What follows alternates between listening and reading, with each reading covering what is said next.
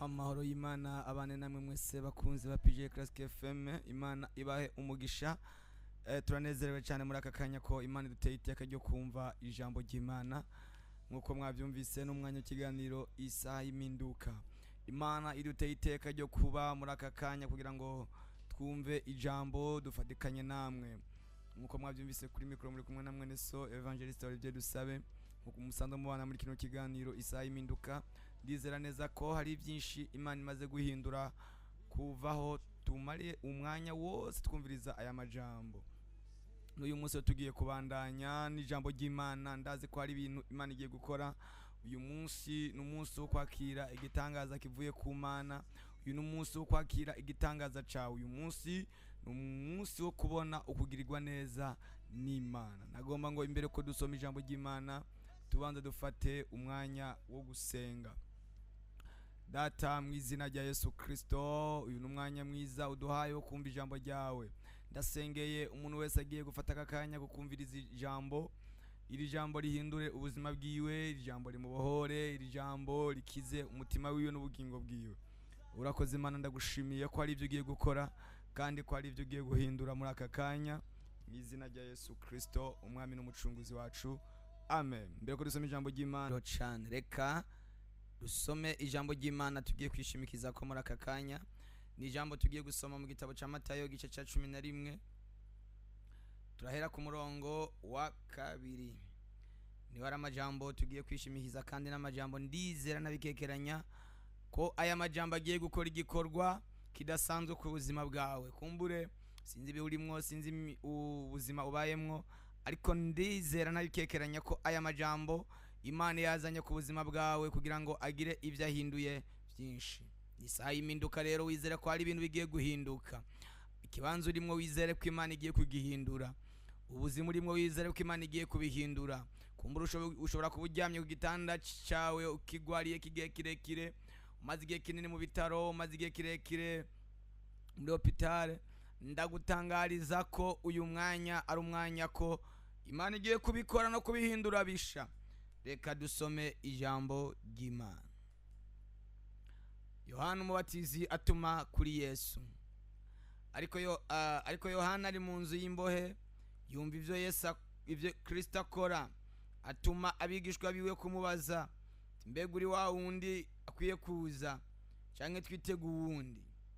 Yesu arabishura ati, nimugende mubarire Yohana ibyo mwumva n'ibyo mubona. Impumyi zirahumuka, abacumbagira bagenda neza, abanyamibembe barakizwa, ibipfamatwi birumva, abapfuye barazurwa, aboro barabwirwa ubutumwa bwiza, kandi hahigwa uwivyanje bitazositaza. Imana ishimwe cyane. Haleluya. Naya majambo y'Imana nshaka ko uyu mwanya tubera urufatiro. Kumbure mu buzima bwawe urafise ibyo wifuza ko Imana ikora, urafise ibyo wifuza ko Imana irema ikabihindura bishasha, ariko iri jambo niryo rigomba kutubera urufatiro. Aya makuru dusomye na makuru atubwiye kuri Yohana umubatizi. Bibiliya iravuga ngo Yohana mbere yo kavuka, muraza amakuru ingene byagenze, se wiwe na mama wiwe bari bamaze igihe kinini batabyara. Hanyuma mareka w'Imana agendera Zakariya, amusanze mu ihema ry'Imana, amusanze ahera urushengero ngo ariko aratanga ikimazi. Niwe yari yatowe n'ubupfindo kugira ngo ashobore gutanga ikimazi. Mareka w'Imana amusanga haramubwira ngo umva, ugiye kuzosama, ugiye kuzobyara, umugore wawe agiye kuzobyara umwana w'umuhungu. Uyo mwana uzumwite Yohana. Aramubwira amakuru menshi kuri uyo mwana agiye kuzovuka. Hanyuma ntiyabyizera, ntiyabyumva, kuko ngo yarashaje, n'umugore we Elizabeth nawe nyene yarashaje. Ariko ivyo bintu ntiyabyizera, yumva umenga ntibibaho, ntibishoboka, namananiza. Ariko nagenda gutangariza ndakubwira ko ivyo nyene ubona ko bidashoboka nivyo bishoboka imbere y'Imana. Rimwe na rimwe Imana izikora ibintu birenze ivyumviro vyacu n'ibitekerezo vyacu, kuko aho twebwe tugeza kwiyumvira no gutahura ni hafi cyane. Ntabwo dushobora gushikira ibitekerezo vy'Imana. Bibiliya avuga ngo ubupfu bw'Imana buruta ubwenge bw'abantu. ubwenge bwacu ni butoya cyane. Umugabo umwe ngo niwe yari umunyabwenge, yari umuhanga akomeye, yapinga Imana, yari yarize amashuri akomeye, yari umufilozofe akomeye, yari yarize amashuri y'isi, ari umunyabwenge, ngo akagoma pinga avuga ngo ibyo bintu bavuga ngo Imana ngo data ngo numwe ngo namwe muyera ngo bishobora kumatana gute, ngo bishobora kuba ikintu kimwe gute, ngo ibyo bintu ntabwo bibaho, ngo ibyo bintu ntabwo bishoboka, akama bipinga igihe kinini. Haleluya. Hanyuma igihe kimwe ngo Imana iramugendera, Imana iramusanga, iramubwiye kugira ngo imwigishe. Uyu mugabo ngo yari karatembera ari ahantu ku kiyaga, asanga akana gatoya kafise nk'imyaka 3 kariko karavoma amazi kayakura muri oseya, kimvya akanogo gatoya, ngo kakadaha ayo mazi kayasuka muri ako kanogo, gasubira kandi muri oseya kadaha amazi n'amaboko kagashika muri ka kanogo, hasigaye utuzi duke. Hanyuma wa mugabo arakitegereza kakana kabikoze igihe kinini. Hanyuma arakabaza ati wa mwana ibyo uri kurakora nibiki ko mbona ugumuja kudaha amazi muri iki kiyaga usuka mwako kanogo, nibikuri kurakora? Aramubwira ngo ikintu ndiko ndakora ngomba gufata aya mazi ari muri iki kinogo yose, ari muri iki kiyaga ndayasuke muri yose, nico gikorwa mfise, ndayasuke muri aka kanogo. Uyo munyabwenge aramubwira ngo wa mwana we ufise ubwenge buke, ibyo bintu uri kuriyumvira ntabwo bishoboka kuko iki kiyaga ni kinini, nico kubira muri ako kanogo. Uyo mwana nawe acaramubwira ngo uyibinyene nkuko ubona bidashoboka, niko nawe udashobora gufata uwo mutwe wawe ngo ukwizemwo ubwenge bwawe, ngo ukwizemwo Imana nini cyane. Bako kana gaca karakamangana ntiyasubira kukabona, kumbe yari marayika w'Imana yaraje kumwigisha. Rero aramubwira ngo asobanukirwa ko ubwenge bwiwe ntashobora gusobanukirwa Imana ngo ayitahure. Imana ni niniya, Imana ni ndende, mu buryo bw'ubwenge ni woyimenya. Yafashe isi yitereka hejuru y'amazi, biragoye kubitahura. Yafashe ijuru irigereka hejuru, nta nkingi zari zirifashe, ntidushobora kubibona, ntidushobora kubitahura. Ni ubwenge burebure bw'Imana. Rero Zakariya nawe Imana iramubwira ngo ugiye kuzobyara umwana w'umuhungu, ntiyabyizera. Atabyizeye ngo uwo mwanya nyene acagobwa ururimi, ntiyasubira kuvuga. Haleluya. Ntiyasubira kuvuga, arasohoka, abantu bibaza ibintu bibaye ntibabitahura. Ngo ariko kuva uwo munsi umugore we agwacararira Elizabeth asaminda. Elizabeth amaze gusaminda irakura, Zakariya atarasubira kuvuga. Amezi 9 akwiye Elizabeth abyaye, bibaza ingene baza kumwita izina barabibura, baha igwandiko aho se we yandika kugira ngo yandike izina ryiwe, base amabari hereza umwana. Aca yandika izina ryiwe, aravuga ngo nimumwite Yohana. Akivuga iryo jambo ururimi ruragoroboroka, aca atangura kuvuga. Haleluya. Rero uyu Yohana, ashaka ndabereke Yohana yavutse mu bihe bitari byoroshe, yavutse mu bihe byari bigoye, ariko aravuka arakura. Abahanga baravuga ngo ubuzima Yohana yabayemwo bwari ubuzima butandukanye n'ubw'abandi. Yabaye hatajya kuva kiri muto, bakamuha ibyo kurya akanka kubijya, bamugaburira ntajye, ntiyambara imyambaro, ingwe muza akazitabagura. Haleluya. Hanyuma ubuzima bwiwe bwabaye ubuzima bwo mu bugaragwa, yakuriye mu bugaragwa, yakuriye mu butayu. Semeni haleluya. Yakuriye mu bugaragwa, ngo amaze gukura, kuko nta byo kurya byari aho hantu, ngo yaratunzwe n'ubuki bw'ifunderi, akajya n'inzige, yambara urusato rw'ingamiya. Murabwumva ko ubuzima yarabayemwo bwari ubuzima butaryoshe. Hanyuma arakura, amaze gukura rero akwijije igihe cyo kuvuga, imyaka 30 ayikwije, kuko batandukanya na Yesu amezi 6.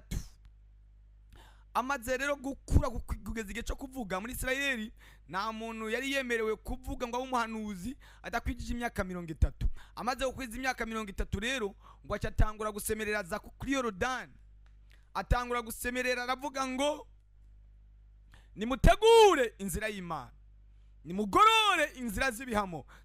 Hari umuntu agiye kuza, uyagiye kuza ntibinangwiriye yuko nofundurura utugozi tw'ibirato byiwe. haleluya. Sindabyemerewe kuko uyo yabayeho jewe ntarabaho. Uyo niwe yandemye, uyo niwe yashizeho. Haleluya. Bene data bakundwa, Kristo Yesu ariho twebwe tutarabaho. Kristo Yesu ariho twebwe tutaravuka. Yabwiye Yeremiya, niwe yabivuze, rega niwe yabivuze kuko yariho ico gihe.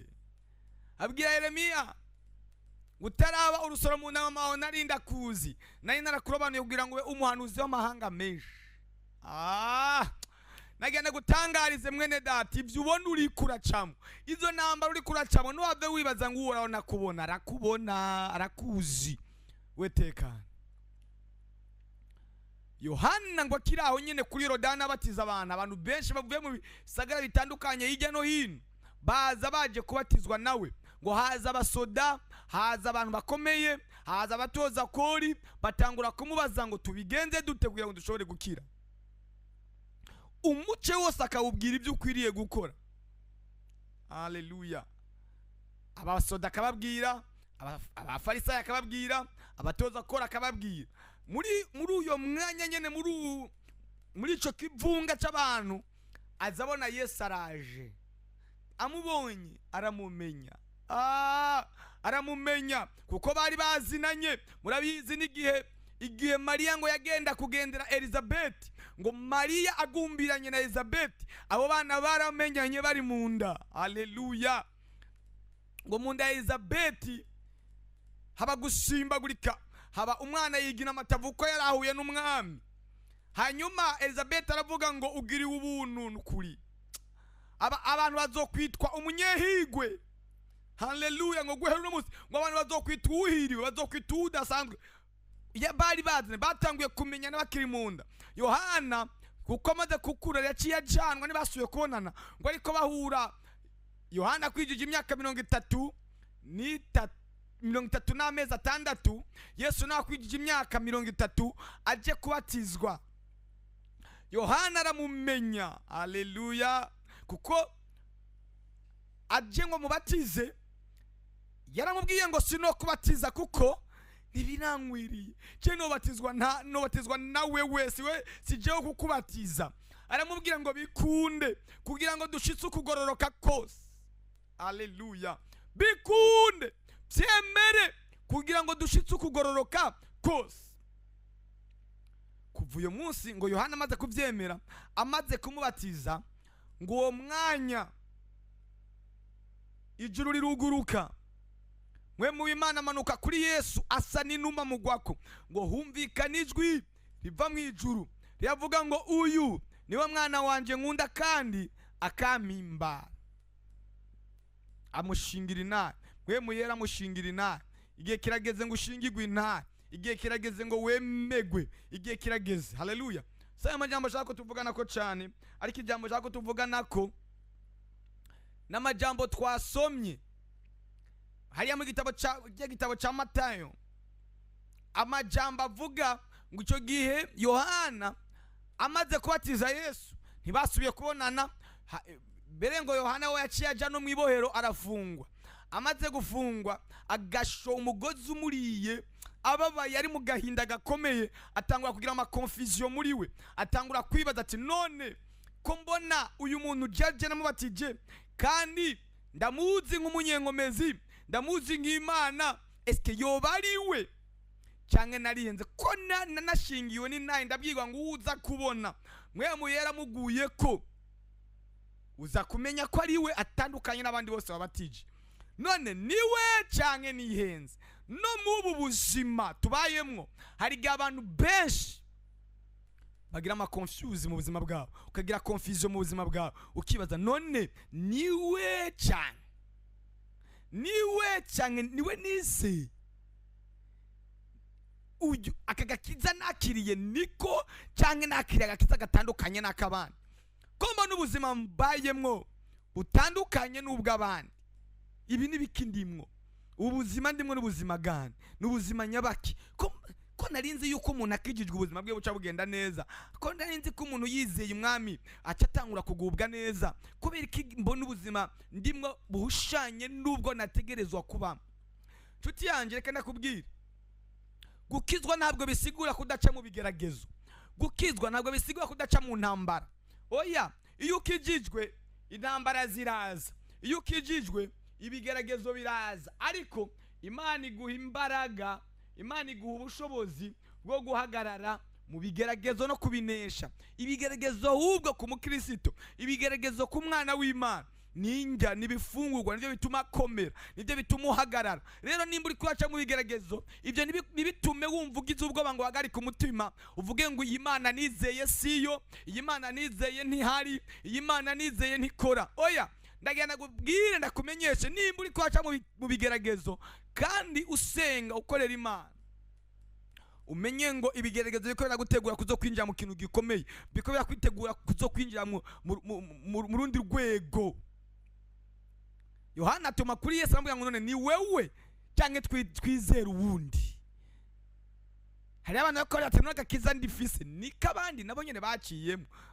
Reka ndakubwire, Bibiliya iravuga hariya mu Baheburayo 11 ngo abapfuye bizeye bose baciye mu bigeragezo, baciye mu ntambara, baciye mu bintu bikomeye. Uzosome mu gitabo cy'Abaheburayo 11 uhereye ku murongo wa mbere umanuke, uzohasanga amakuru y'abantu baciye mu bihe bikomeye, baciye mu bigeragezo, baciye mu ntambara ziteye ubwoba, ntibigeze batengwa, ntibigeze bacika intege, ntibigeze bahagarika umutima, barageragejwe, ariko ibigeragezo byabasunitse bibajana ku Mana. Nagera kubwira ngo ikigeragezo kigusunika kigukura ku Mana, ico kigeragezo nico kukwica, ariko ikigeragezo cyose kigusunika kikwegereza Imana ni ikigeragezo kigukiza. Rero nimba uri kurageragezwa, ugeragezwa uje imbere, ugeragezwa ubandanya. Nasomye agatabo k'ingenzi kanyereka umugabo witwa Mukristo ngo ariko aragenda i Siyoni, ngo agera ahantu ngo ahasanga intambwe, intare ziziritse ziramutontomera. Agiye gusubira inyuma, yumva ijwi rimubwira ngo erega izo ntambwe nawe ubona zitontoma ntizijyana, zashizwaho kugira ngo gusa zigerageze bari muri uru rugendo, zipime ukwizera kw'abantu bariko baraja i Siyoni.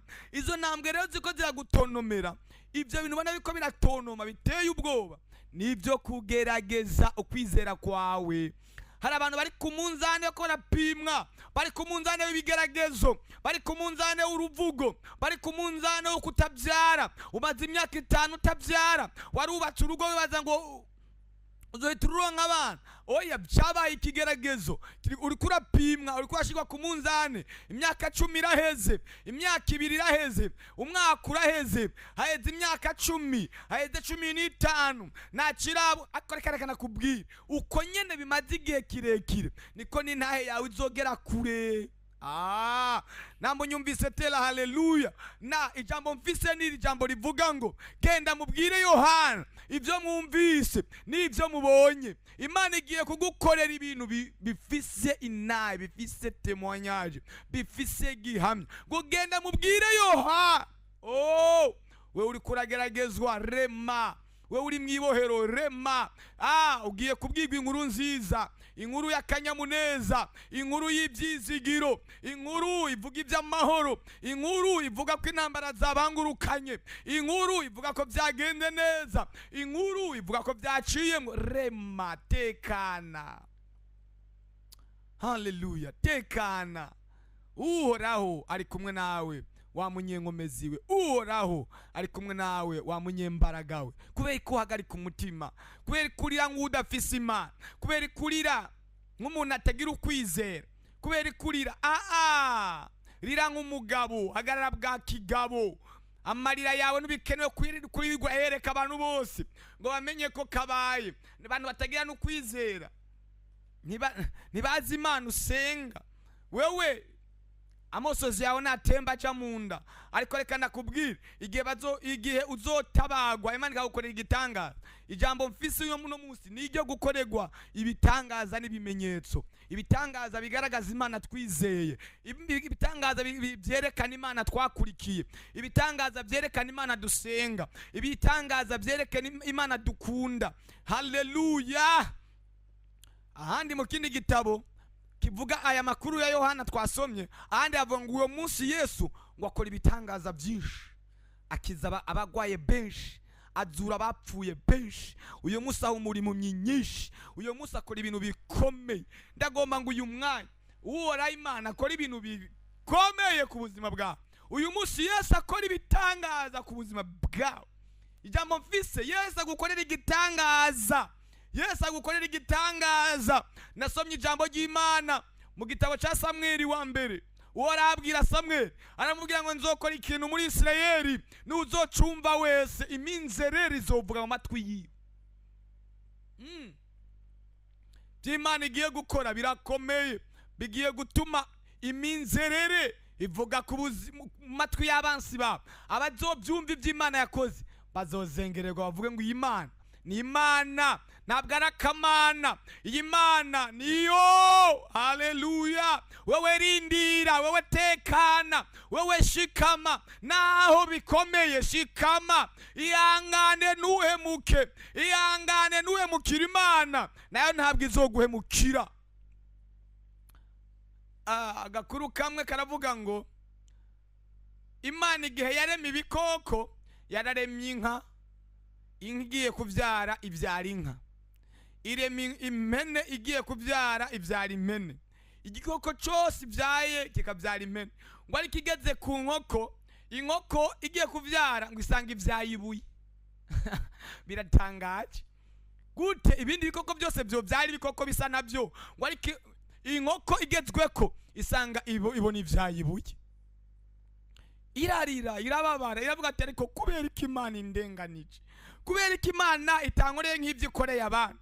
Nawe ni kuri kuribaza ati kubera iki Imana itankoreye nk'ibyo yakoreye naka.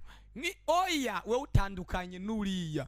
Wewe ni wewe, ufise DNA yawe, ufise ADN yawe, ufise amahormone yawe. Wewe urigenga, uri wewe nyene. Nizogukora nk'ibyo yakoreye naka, izokora nk'ibyo igomba gukorera wewe nyene. Inkoko iriyongeza, irya kabiri ibona nibuye nyene, irya gatatu, irya kane, irya gatanu igeza ku 10. Ariko iravuga ngo ko ari amabuye, aya mabuye akaba avuye muri jewe, sindi buyasuzugure. Ngo iravuga ngo uburongiye kuyararira. Ifata jene, ifata prier, ifata amasengesho. Iravuga ngo ubu ngiye gusenga. Ifata umunsi wa mbere iraryama muri ya mabuye, irayaryamamwo. Ikada kubwira fata amasengesho naho bikomeye, fata amasengesho, fata ibihe byo gusenga. Gusenga niko kugiye guhindura amateka y'ubuzima bwawe, niko kugiye gukora igitangaza. Ngo umunsi wa mbere takijya igasohoka nko ku mugoroba, umunsi wa kabiri, umunsi wa gatatu irishishikara kuryama muri ya mabuye, umunsi wa gatanu indwi irahera, ukwezi iminsi indwi zibiri zirahera, iminsi 18, 19, igeze nko ku munsi wa 20. Uyo munsi aravuga ngo sinjya sinwa ijo n'umurango, yirirwamo iraramwo. No ku munsi wa 21 irasohoka, ku munsi wa 20 tora utuntu dukeya, ku munsi wa 21 ugeze. Haleluya. Ku munsi wa 21 ugeze, izibona ryabuye riraturitse. Reka ndakubwire, hari umunsi ugiye kuzura ku buzima bwawe, ugiye gutuma ibintu bimeze nk'amabuye wari uraririye igihe kirekire biturika. Izibona ryabuye riraturitse ryasa umugaga, izibona akantu gatanguye gusokorokamwe indani muri ryabuye, igize guca ibona karavuyeyo. Kandi siyo yaturikije ryabuye, niryo giturikije, kuko yari yariraririye igihe kirekire, yari yiryamyemo, yari yisonzesheje iminsi 21. Reka ndababwire bene data, Daniyeli yasenze iminsi 21, ikirere kiruguruka, ikirere kirakinguka. Bibiliya avuga ngo inyuma y'umunsi 21 ngo ico gihe ngo marayika araza. Haleluya. Abwira Daniyeli ngo yewe Daniyeli muntu w'umukundu, kuvugishiza umutima ku gusenga no kwisonzesha no kwicisha bugufi, amajambo yawe yumviswe manuka no kugutabara kuko ngo hari haheze iminsi 21 umwami Buperesi afunze ikirere, nawe hari iminsi yari iheze, inyishu zugaye, inyishu zitaza, ibisubizo bitaza, usenga ukamenga ntiwumvigwa, uhamagara Imana ukamenga ntihari. Ariko nagenda kubwire kubwo kurindira kwawe, kubwo gutegereza kwawe, hari ikintu kigiye kugaragara, hari ikintu kigiye gupasuka. Haleluya. Wagize gutya azabona havuye y'umwana, izibona havuye y'umwana asa nayo, yumva ko gaswi kavuye karavuze ngo niyo ataravuga ngo nukuri niyo yamana, iyo nategereje iyo narindiriye niyo, igihe kirageze ngo uvuge ngo eragiyo mana iyo nizeye iyo nasenze iyo maze igihe nisonzeshereza igiye kubikora. Rema tekana, igiye kugukiza iyo kanseri. Hari umuntu ariko aranyumviriza agwaye ingwara ikomeye, agwaye kansa, agwaye diabete, agwaye umutima, agwaye igitigu, agwaye ingwara ikomeye mu buzima bwiwe, anyoye imiti imyaka myinshi, anyoye imiti igihe kirekire. Ariko reka ndakubwire, izere Yesu, izere yampamagaye niyo kwizegwa, yampamagaye ni inyamaboko, yampamagaye ni inyembaraga, ifise ijambo rya nyuma ku buzima bwawe. Haleluya. Izere Imana, igihe kirageze ngushinga intahe, igihe kirageze ngo uvuge uburebure bw'Imana.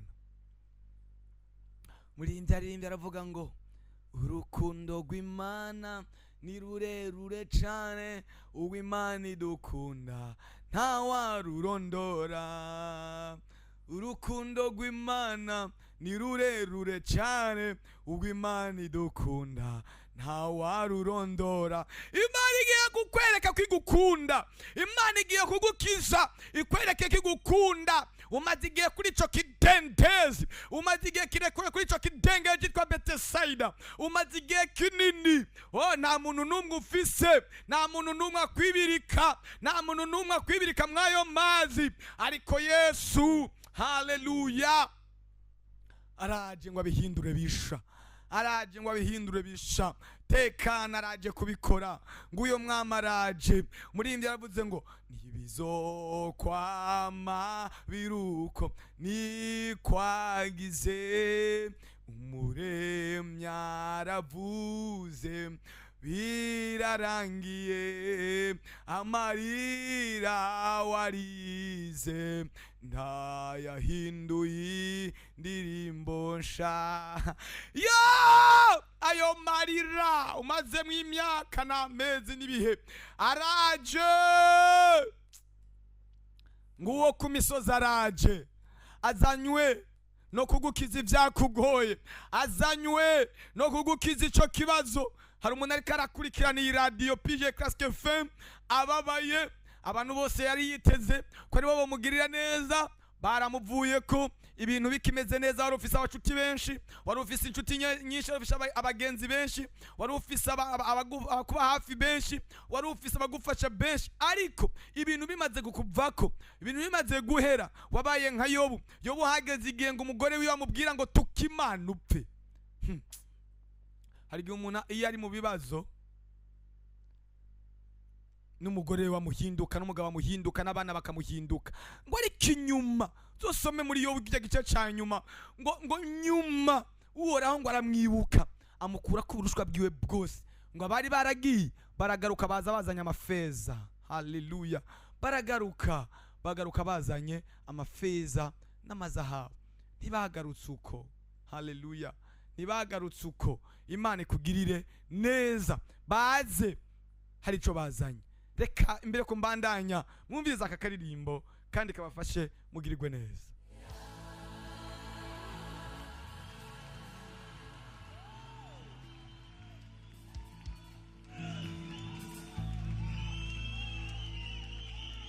Shobora kwibaza ngo none ubu buzima jewe ndimwo, ubu buzima jewe mbayemwo bwoba bugihinduka, byoba bigishoboka?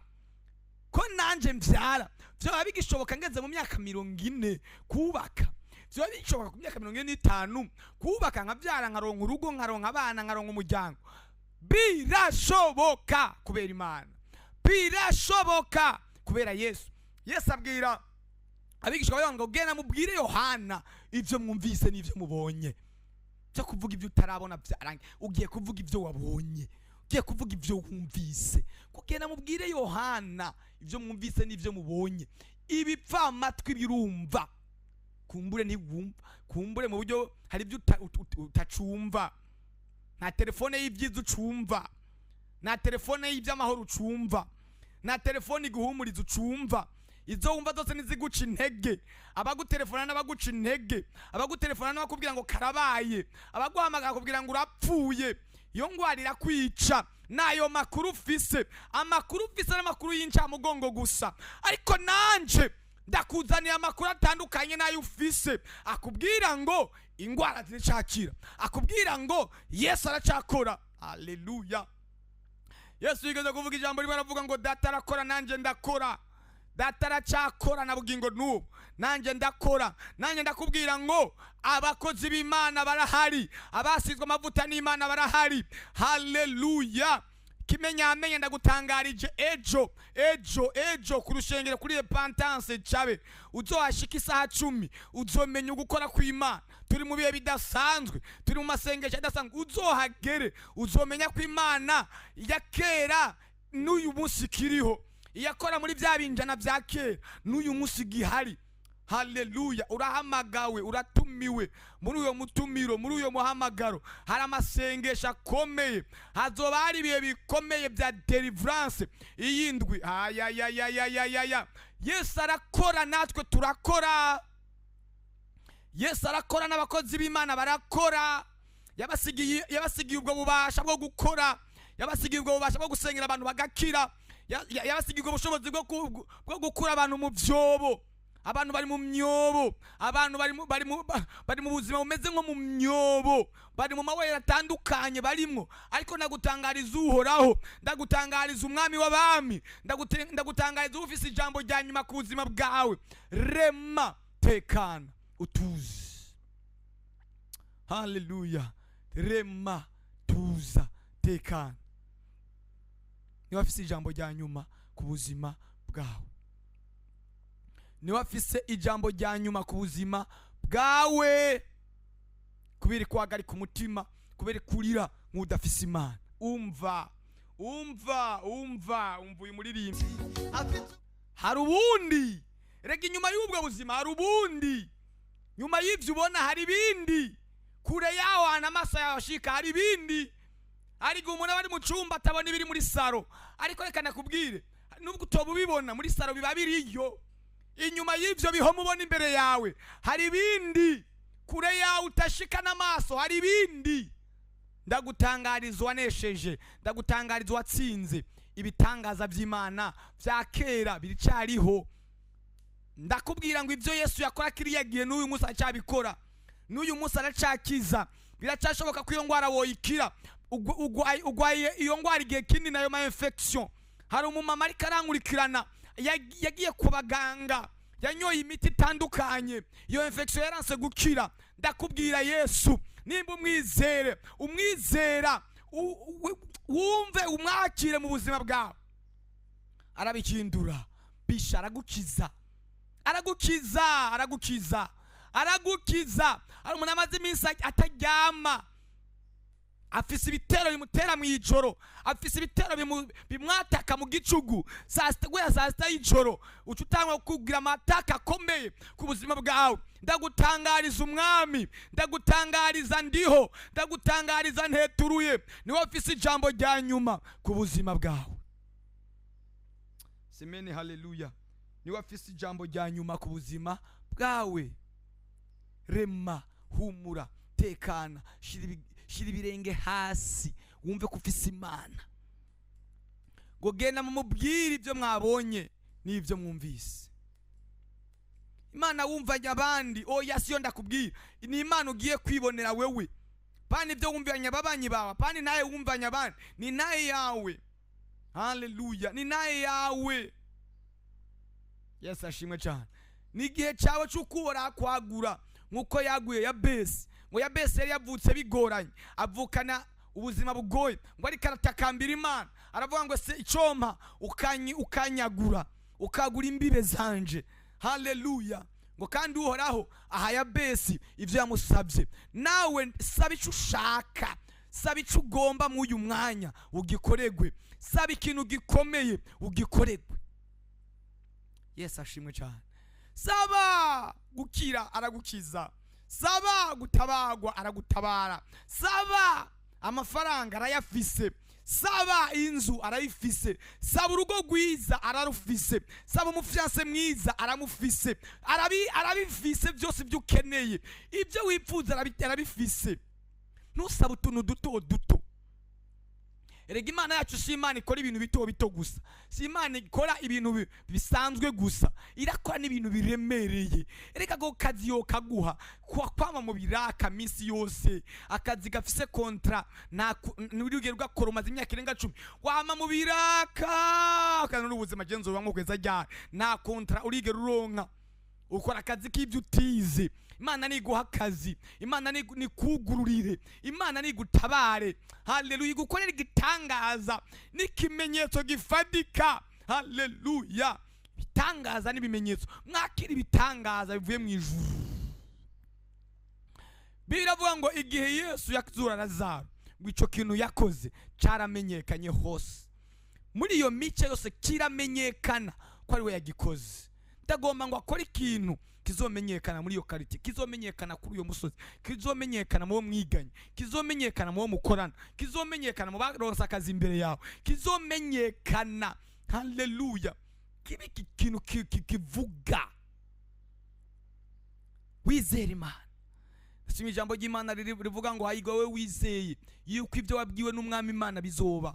Hayigwa we wizera iri jambo ndiko ndavuga ku buzima bwawe, wizere ko aho nyene gwaye warambika ikiganza wokira. Mu nda yawe ari kibyimba, mu nda yawe ari kibyimba, abaganga barakibonye bakubwira ngo ja mu Buhindi nibo bashobora kukubaga. Yesu ari hafi yawe. Abahindi nibyo baravura, barakora bise ubwo bwenge, ariko ninde yabahaye ubwo bwenge? Ninde yabahaye ubwo bumenyi? Umuremyi wabo arahari, abasha kuvuga ijambo rya nyuma. Haleluya. Bakurungitse mu Bubirigi, bakurungitse muri Amerika, bakurungitse muri Australia, bakurungitse mu gihugu runaka, bakurungitse muri Kenya, bakurungitse mu Rwanda, bagurungitse ku mudokiteri runaka ngaha mu gisagara cya Bujumbura. Ivyo nivyo bishobora, nawe byaranamunaniye, yaragerageje biranka. Yakoresheje ubwenge bwiwe n'ibyo hari ahageza. Ariko reka ndakubwire, Yesu Kristo afise ijambo rya nyuma. Izera Imana, izera uhoraho, izera umucunguzi wawe, izera umuremyi wawe, izera wakuremye, izera waguhaye guhumeka, izera waguhaye amaso, waguhaye amatwi. Nasoma ijambo ry'Imana rivuga ngo iyabaditse amatwi yonanirwa kumva, iyashyizeho amaso yonanirwa kubona, iyashyizeho amaboko yonanirwa gukora, iyashyizeho ibirenge yonanirwa kugendagenda ngo ikore. Iyaguhaye ibyo ufise, iyaguha. Haleluya. Nibyo nabyo abasha kubikora, nibyo nabyo abasha kubihindura bisha. Fashwa, komeza gufashwa no kugirirwa neza.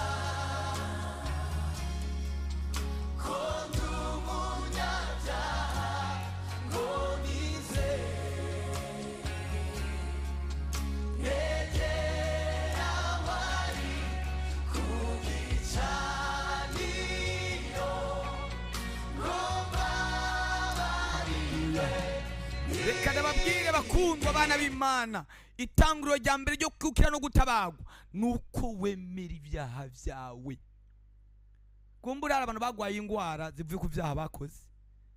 Hari ingwara ziva ku byaha, wagiye gusambana ukura ama infection, izo ni ingaruka z'icyaha, ni ingaruka z'ubusambanyi. Banza wemere rero icyaha cyawe, wanze wihane, wanze upfukame. Wakoze ibyaha bituma ufungwa, uja mu gasho, uja mu mpimba. Rero banza wemere icyaha cyawe, banza wemere ikosa, banza upfukame, ubwire Imana ngo Mana mbabarira ibyo nakoze, bimparire ko, ngirira imbabazi, andika izina ryanje mu gitabo cy'ubugingo. Banza umhindura icyaremwe gisha, kugira ngo wegere Imana, kugira ngo wegere ihema, wegere igicaniro, wegere ubutabazi. Reka nababwire n'abaganga imbere yo ko bavura ibikomere babanza bakabyoza.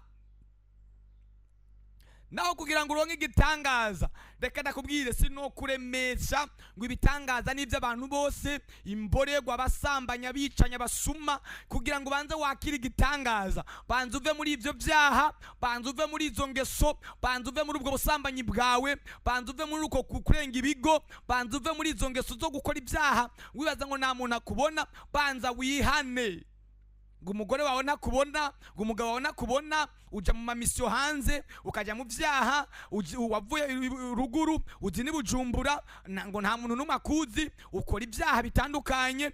Imana irakubona, Imana yarakubonye. Ibyo wakoreye hawa muri iyo guest ata muntu n'umwe akuzi, Imana irakubona. Kamera y'Imana yarakubonye. Banza wihane, banza usabe imbabazi Imana. Wagiye muri hoteli gukorera y'ibyaha wibaza ngo nta muntu n'umwe akubona, Imana yarakubonye. N'uyu mwanya ushobora kuba ufise imigambi mibi, hari umuntu yagutelefone ngo uje gukora ibyaha kubwo udufaranga runaka agiye kuguha, kugira ngo Imana ikubabarire. Banza wihane, banza wemere icyaha cyawe, banza wemere izo ngeso zawe, banza wozwe iryo co ry'ibyaha. Haleluya. Igihe Abafilisitiya banyaga isanduku y'Imana kugira ngo bababarigwe, Imana ibababarira imaze kubateza ibyago kuko bari bakoze ikizira ku Mana. Bagiye kubaza bakamenyi, barababwira ngo nimba ari isanduku y'Imana Isirayeli mwafashe, kugira ngo ibyo byago mwatejwe bibaveko, banza mugende mucurishe ibihute bisa n'ibyo Imana yabateje. Mubwire Imana ngo imbere yawe tumeze nk'ibi bihute, ngo mucurishe imbeba zisa n'izige zabariye. Mubwire Imana ngo tumeze nk'imbeba imbere yawe, ngo kandi mufate iyo sanduku y'Imana muyisubize iyo yavuye, muyishire ku mikogote misha, kandi muyirungikana amashikanwa, muyirungikana amaturo. Haleluya. Ikunda amashikanwa, ikunda ibimazi. Mubanze mwemera ibyaha byanyu, hanyuma niyakira imbabazi, ikabaha imbabazi, iraza kubakura k'ibyo byago. Bamaze kubikora nk'uko babwiwe, bakemera ibyaha byabo, Imana yarabahariye ibakura k'icago. Ari icago kigiye kukuvako, ariko nawe banza wemere ibyaha, banza wemere kuri umunyabyaha, banza wemere ko wacumuye, banza wemere ko wakoze nabi. Izina ryawe ribanze ryandikwe mu gitabo cy'ubugingo. Jambo ry'Imana ravuga ajya mu byakozwe n'umwa igice cya 3:19, haravuga ngo nuko nimwihane muhindukire ibyaha byanyu bihanagugwe, ibihe byo guhembuka bibona ingene biza bivuye mu nyonga z'umwami Imana. Mwihane muhindukire ibyaha byanyu bihanagugwe, ibihe byo guhembuka bibona ingene biza bivuye mu nyonga z'umwami Imana. Nushobora guhembuka sinoja ngaho ngo ndakuremeshe, ngo ndakurema agatima, ngo Imana ni nyabuntu. Ega Imana ni nyabuntu, ariko banza wemere ibyaha byawe bivemwo.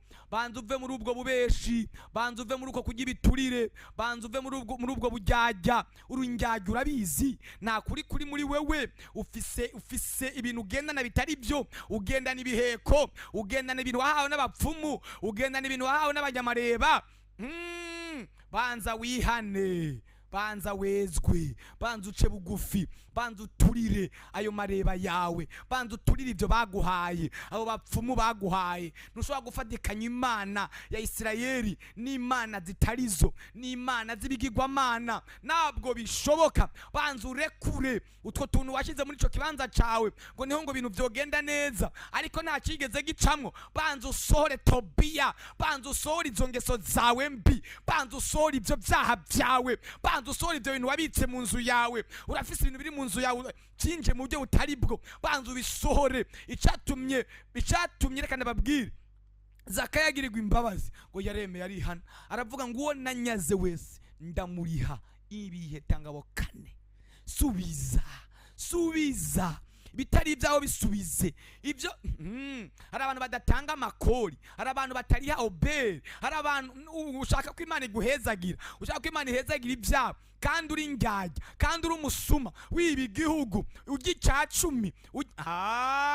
Banza usubize, subiza ibitari ibyawe, subiza, rekura ibitari ibyawe, rekura.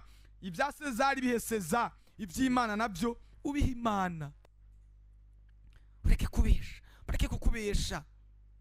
Hari abahanuzi babesha abantu, ugasiga umuntu amavuta atabanjije koga.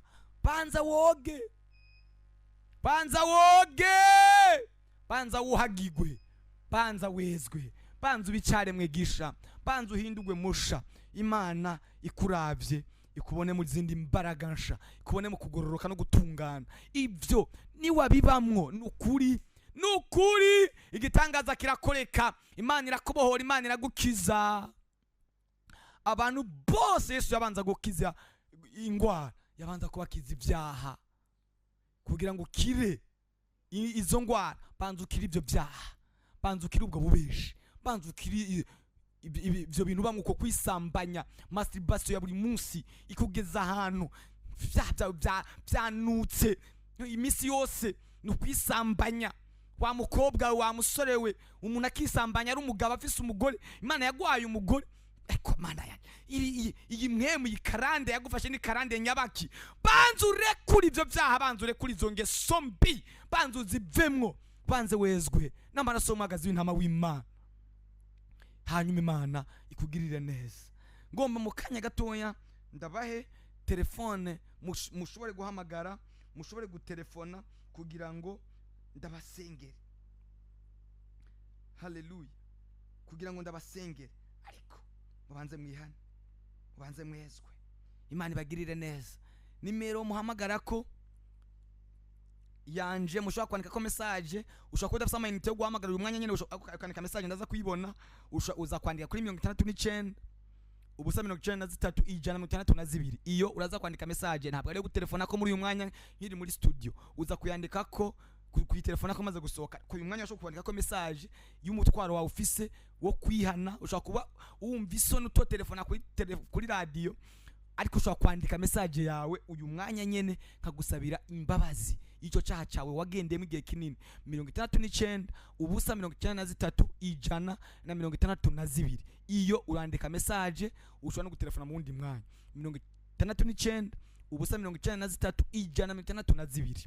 Iyo uraza kwandika message. Iyo muri studio nayo ni 67 31 ubusa ubusa ubusa ubusa. Iyo ubunyene ucuhamagara tugusengere, ari umutwaro ufise, ari ingwara ukeneye ko tugusengera, ikintu cyose ufise nk'umutwaro turagusengera. 67 31 ubusa ubusa ubusa ubusa. Iyo urashobora guhamagara uyu mwanya nyene tukagusengera ku kibazo cawe cyose. Haleluya. Turagusengera. Ndabona umuntu ku murongo wa mbere. Allo? Allo? Muri bande, muri hehe? Ikororance nshaka musengere mfise umutwaro wuko kugira ndonke urugo rw'iwanje. Aravuze urugo nari nagiye, ariko turahukana n'uwo muhungu. Rero nari mbyaye rimwe, rero Imana ashaka Imana umwe urundi rugo. Usanzwe bahe? Mbaye no mu Mirango. Urashobora kuzoza ku rushengero ryo mu masengesho ya Deliverance tuza turimo ku rushengero. Maja he? Aha kwijabe imbere ya Pentecote nahangwa musi ya September saa 10. Sandachari mushasha sinzi ko no hamwe. Reka tugusengere ntacu. Imana ikugirire neza. Kandi muzoba mukoze. Mana ndasenge France mugirire neza, muremera igitangaza special kivuye mu ijuru. Ndamusengeye arizeye mu rugo, mugirire neza, mucira kanzu, mugirire neza, umwiyereke, umubere Imana muri byose mu izina rya Yesu Kristo. Amen. Imana iguhezagire, Imana igukorera igitangaza France. N'ubundi wese afite icyo kibazo, yipfuza urugo, yipfuza kugirirwa neza n'Imana, Imana imukorera igitangaza. Ndabona umuntu ku murongo. Allo? Allo, telefone iramugoye kumbure. Imana ibagirire neza, Imana ibiyereke, Imana ibakorere igitangaza cyo gukira, Imana ibakorere igitangaza cyo kuva mu byaha. Nico gitangaza ca mbere, va mu byaha byawe, va mu kaboregwe, va mu rumogi, va mu madroge. Abantu bari droga, bakite nishinge, bakanwa imiti itandukanye, bakanwa urumogi kugira ngo Allo. Allo, Oui, muri bande muri he? nitwara bisa. Sa? Ati nitwara bisa tu. Ubaye Ndai mukomere bindi. mu mubimbi? Ego, Ufise ikibazo ki? ndafite umutwaro wo kugira mu nsengero jewe ndagwaye. Ego, kandi bashavyema hariho n'ingorane mfise ahubwo nashaka kuzoshika ngaho kugira mu nsengero ndababwiye. Ego zoze. Ego, murakoze. Mana ndasengeye umwene data ikibazo afise, ndasenze ngo imbaraga z'Imana zimukoreko mu bushobozi bw'yampamagaye, mu bushobozi bw'yantoranije uyu mwanya nyene, ikibazo cose afise ugitorera inyishu mu izina rya Yesu Kristo. Amen. Amen. Imana ikugirire neza. Amen. Wakira igitangaza mu izina rya Yesu. Turiko turegereza kurangiza. Allo. Allo. Aro, Oui, muri bande muri he? nitwa Bera mba mu Gasenyi. Ego Bera ufise ikibazo ki? Ndetse umutwaro w'amaso naragiye kwivuza kenshi bambwira ngo aya maso yo mu bwoko adakira.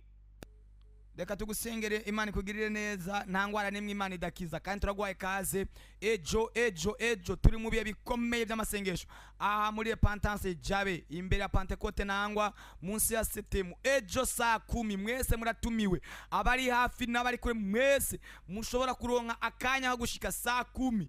Tuzoba turi mu bihe bidasanzwe, deliverance, kubohoka, kwidegembya, kwinya amasezerano yacu. Ibyagiye bigaruke, ibyapfuye bizuke. Imana izokora utwumiza n'ibimenyetso. Murahamagawe nongahanyene muri Repentance Carama, asanzwe akorera Pasteur Audace, bari mu bihe bikomeye by'amasengesho. Ejo saa 10 muzobe muhageza ari mu bice byo mu Carama, mushobora kwashika naho nyene. Ndaze ko Imana izobagirira neza, naha ku mashengera abiri Imana ibagirira neza. Allo. Allo. Oui. Allo. Allo. Telefone nimworoheye kumbure, ndabona undi muntu ku murongo. Allo. Allo. Oui, muri bande muri he? Turi Berize, turi mu Kamenge. Ego Berize usikazo ki? Mananje ni kuri mu nsengero mfite ikibazo cyo kuguma nk'isambanya. Reka tugusengera. Cyane kwe. Reka tugusengera, ariko urakwiriye kushaka ku rushengero tukazoguha imfashanyo zikomeye tukagusengera. Sinzi ko ejo umwanya ukaza mu masengesho. Ego, murakoze. Ejo saa 10 uzobugeze ku rushengero ningaye imbere ya Pentecote nahangwa munsi ya Setemu. Ego. Saa 10 tuzogusengera, kandi ndazi ko Imana izokubohora, humura. Mana ndamusabiye imbabazi ubwa mbere ivyo yakoze byose, amaraso yamubonekeko. Mugirire neza, mugira icare mwegisha, andika izina ryo mu gitabo cy'ubugingo, mutandukanye n'iki caha, mutandukanye n'iyi kamere. Mana mu izina rya Yesu, ubuzima bwiyo buhinduke bushasha, yinjire mu buzima bw'umwidegembyo mu izina rya Yesu Kristo. Amen. Murakoze mama bayeze. Ejo saa 10 uzoburi ku rushengero. Imana ikugirire neza cyane. Murakoze. Imana ibagirire neza. Abadufatiye mu kiganiro kiko kiregeza kurangiza, murashobora kuza kutwandikira kuri no nimero 69 ubusa 93 162. Iri no kuri WhatsApp, urashobora no kwandika kuri WhatsApp message, ukandika message cyangwa ukandika audio, cyangwa ukarunka umutwaro mu buryo butandukanye tukagusengera. Imana iri cyari kugikorwa. Yesu abwira abantu, abwira abigisha ba Yohana ngo genda mubwire Yohana ibyo mwumvise n'ibyo mubonye. Impumyi zirahumuka, abacumbagira baragenda, aboro barabwiga ubutumwa bwiza. Umuntu ku murongo. Allo. Oui, muri bande muri he? Tugenda mu gatereri ngeri. Uri he? Tugenda mu gara ya mbere. Ufise ikibazo ki? Ngorane kwambanya nyamba bine ngorane cyane kandi. Reka tugusengera, ariko turaguhaye kaze ejo mu masengesho yo kuboka adasanzwe uzoze tugusengera. Neza cyane. Uzohamenya cyangwa usanzwe uhazi? oya ndahazi kwanga ndahise ndakora tagisi turagenda hazi. Sawa, saa 10 uzoze kandi gusengera. Mana mu izina rya Yesu ndasengeye uyu mwana wawe. Reka imbaraga z'Imana, reka ubushobozi budasanzwe burema igitangaza ku buzima bwiwe. Mana mukize, mubohori y'imwemu mbi, mubohori y'umuzimu, onodo Jezi. Ngisenga iki gitero gihagarare, iyi daimon ihagarare, yidegenje mu izina rya Yesu Kristo. Amen. Imana ikubohore kugire neza. Ejo uzoze saa 10 uzobageze. Yego cyane murakoze. Wandike nimero yanje ndazi ni wahagera uzoca umbaza kugira ngo ndagusengere mu buryo bw'umwihariko. Asante. Sawa sawa. Imana bahekaje. Amen amen. Yesu akugirire neza cyane. Turiko turegereza kurangiza mu munota umwe tuzoba turangije. Imana ibagirire neza, Imana ibashobore. Amen.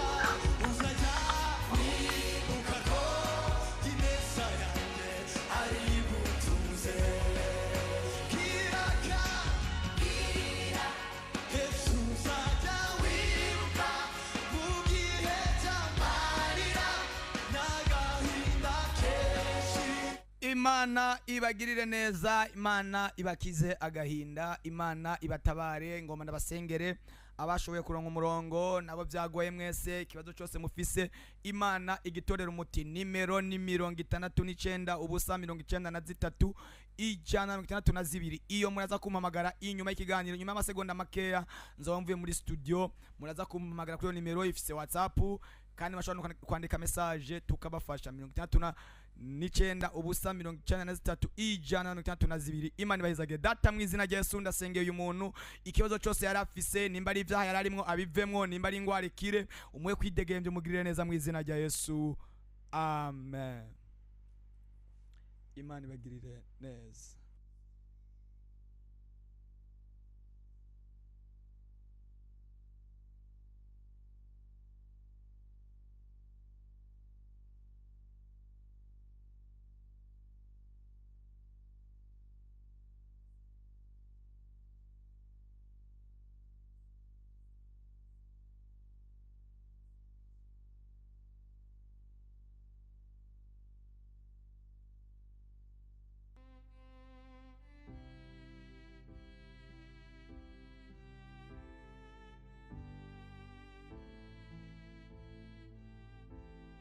Mwakoze kubana natwe mu mwanya w'ijambo ry'Imana. Mwari kumwe na mwene so Evangeliste Olivier Dusari. Mukeneye amasengesho mushobora guhamagara kuri 69 ubusa 93 ijana 62. Imana ibahezagire cyane.